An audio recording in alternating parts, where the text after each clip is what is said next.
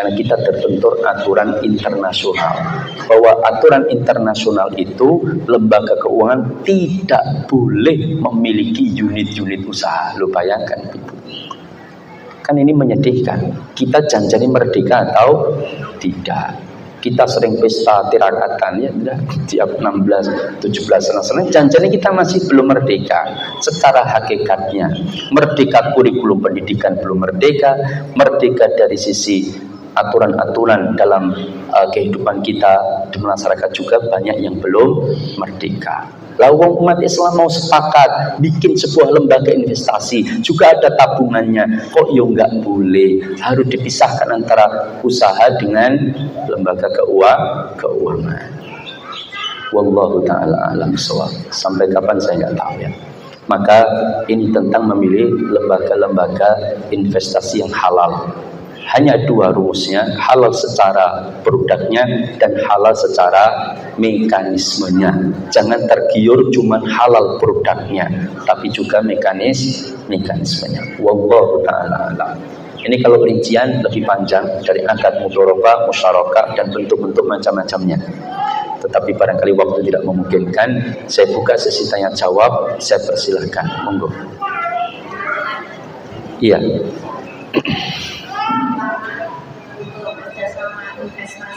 Iya.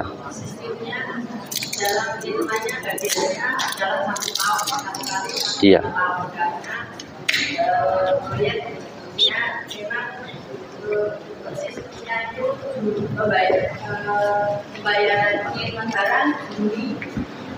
Juni, nanti pembayarannya Agustus maksimal Desember.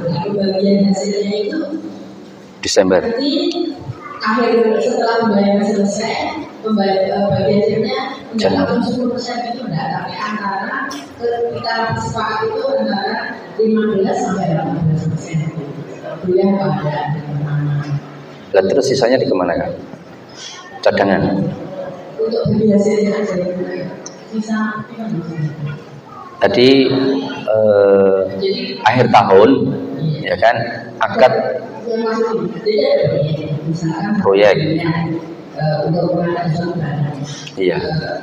Kami butuh untuk investor. Investor itu memberikan 1 miliar. Iya. Yang berbagi. Iya, selama 1 tahun. Jadi dalam 1 tahun itu, ya bagi hasilnya itu karena sisi pembayarannya kan enggak yang boleh dapat itu enggak. Tapi pembayarannya cuma 1 kali pembayaran setelah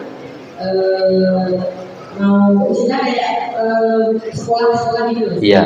Jadi nanti setelah anak masuk baru dibayarkan kan gitu lah. Pembayarannya pas saat itu sisi pembayarannya bagi hasilnya kesepakatan kita nggak langsung 10% dari itu enggak, tapi antara 15 sampai 18% misalkan. Enggak, maksudnya enggak langsung 10% itu gimana maksudnya? Bagi hasil dari tadi. Misalkan bagi hasilnya antara investor dengan mudharib berapa persen misalkan? Jadi 15 sampai 18%. 15 sampai 18%. Kita enggak nanti misalkan kita dapat segini ya 10% itu. Pertama, nisbah itu harus disepakati di awal. Tidak boleh tidak jelas. Ya. Nanti bagi hasil jenengan 15 sampai 18%. Oh enggak boleh. Harus ditetapkan mau 15 atau 18%. Misalkan ya investor kemudian investasi dana 1 miliar jenengan yang ngubengkan. Maka sejak awal harus disepakati nisbah pembagian hasil itu berapa persen. Persen ini bukan dari modal, tapi dari keuntungan. Paham? Kalau persen ini dari modal jelas itu riba. Gak boleh. Misalkan saya ngambil 15% dari modal 1 miliar, jelas itu riba. Paham? Tapi nisbah itu didasarkan pada keuntungan. Misalkan kalau nanti untung, untung saya minta 30% dari investasi saya. Boleh. Oh, jangan 30%, 25. Saya repot, kasihan, saya capek. Sedangkan modal jenengan itu aman karena pembayaran dari pemerintah misalkan. Karena menjalankan proyek-proyek pemerintah. Ya sudah, sepakat 25% dari keuntungan. Kok dilalahnya di akhir tahun perjanjian selama 1 tahun diputarkan, ternyata rugi, ya nggak dapat apa-apa, paham? Nah, ternyata BEP yang nggak dapat apa-apa, ternyata untungnya 10 juta, oh berarti dia dapat 2.500.000. Ternyata untungnya 100 juta, dia dapat 25 juta, kan begitu? Tapi kalau investasi 1 miliar, nanti di akhir tahun jenengan dapat 15-18%. Sebentar, kalau 15-18%, andai kan 15%, berarti mudoribnya 85% gitu. Saya menduga itu 15% itu dari modal, betul? Oh, dari keuntungan. Jadi investasi 1 miliar, dia dapat keuntungan 15%. Oh ya, itu harus jelas. 15% itu dari mana? Kalau 15%, kalau dari nilai persenal ya, itu dugaan saya itu dari modal. Ya, tapi kalau betul, andaikan misalkan memang betul investor itu maunya karena saking kasihan sama mudorib, aku njaluk bagi hasil 15% saja. Ternyata untungnya dalam 1 tahun 100 juta. Dia cuma dapat 15 juta. Yang menjalankan 85 juta. Kira-kira investor mau nggak? Siapa tahu ada investor yang baik hati ya, tidak mau, mungkin ya kalau dia baik hati. Tidak apa-apa kalau seperti itu. Cuman setelah akhir masa transaksi perjanjian selama 1 tahun itu maka dibagi.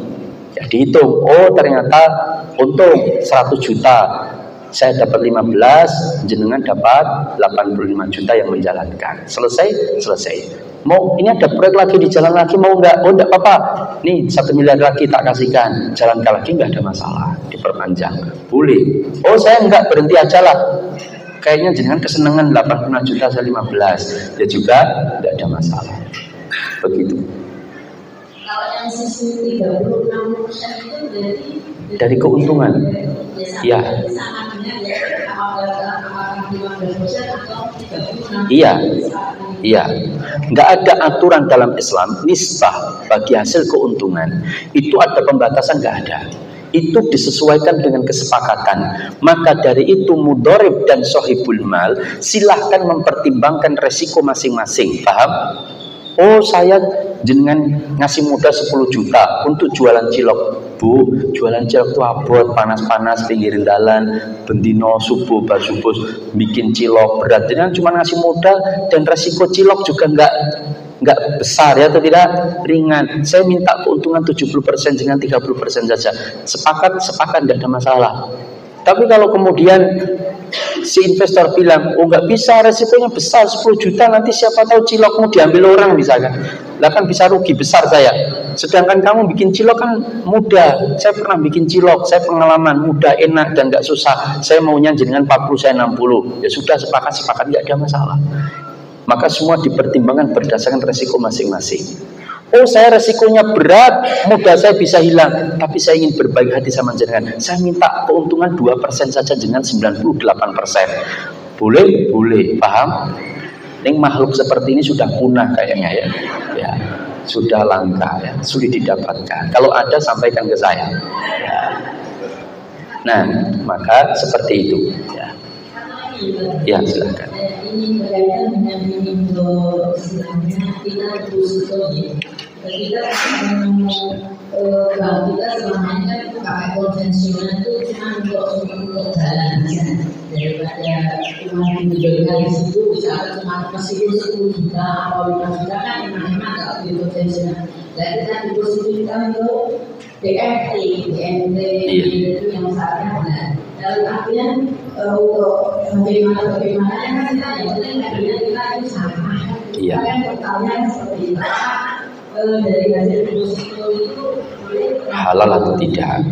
Pertama, ketika kita menginvestasikan ke lembaga keuangan syariah, itu seharusnya lembaga keuangan syariah betul-betul menjalankan sesuai syariah. Kalau itu menjalankan sesuai syariah, bagi hasilnya halal, paham? Gak ada masalah.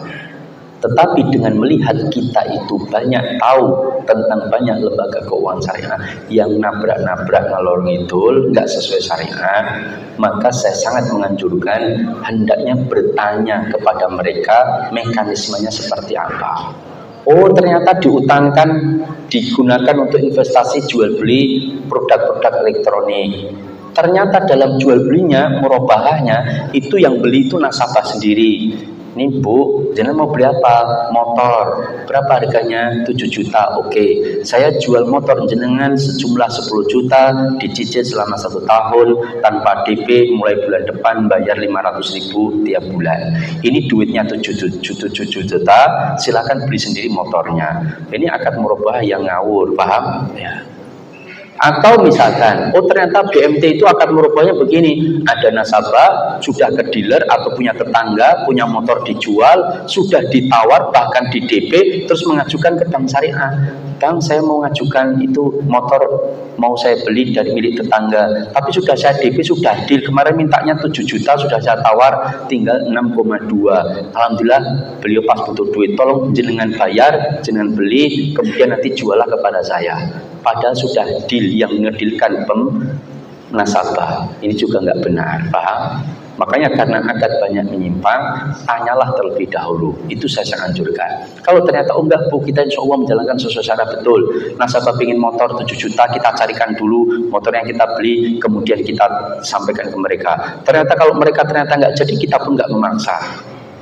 Ini apa yo, eneng model begini ya, mudah-mudahan banyak ya. Nah, kemudian kami jual belinya betul-betul memperhatikan sesuai standar syariah. Oh, silakan investasi di sana, bagi hasilnya ambil, tidak ada masalah. Paham? Ya. Ada yang lain? Oh, ada, mau silakan ya. Bismillah.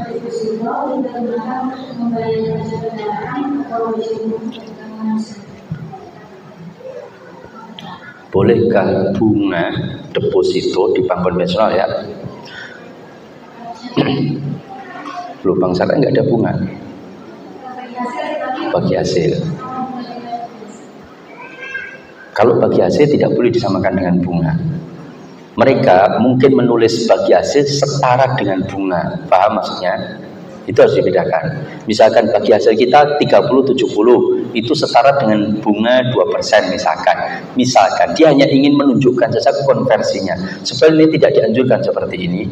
Tetapi kalau bagi hasilnya betul-betul sesuai syariah, jelas, maka tidak ada masalah kita gunakan untuk bayar pajak kendaraan. Karena hasil itu halal. Tapi kalau ternyata prakteknya lembaga keuangan itu ngawur, tidak sesuai syariah, sama dengan bunga, maka hasilnya haram. Bolehkah kita ambil untuk membayar kendaraan? Atau kita contohkan yang lebih jelas lagi. Saya punya duit yang kebetulan harus mengendap di bank konvensional, terus muncul bunga. Bolehkah bunga ini kita ambil untuk bayar kendaraan?